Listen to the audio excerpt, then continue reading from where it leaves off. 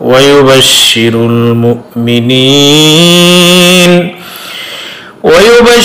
المؤمنين الذين يعملون الصالحات أن لهم أجرا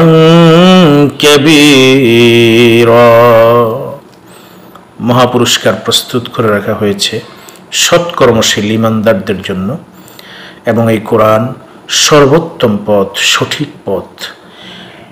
সর্বোন্নত পথ, মুক্তির পথ, মুক্তির রাজপথ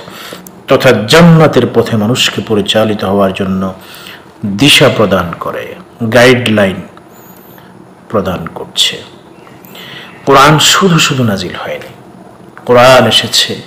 পৃথিবীর মানুষকে মুক্তির পথে পরিচালিত করতে, হেদায়াতের পথে তথা জান্নাতের পথে মানুষকে নিয়ে যাওয়ার জন্য আল্লাহ তাআলা কোরআনকে নাজিল করেছেন।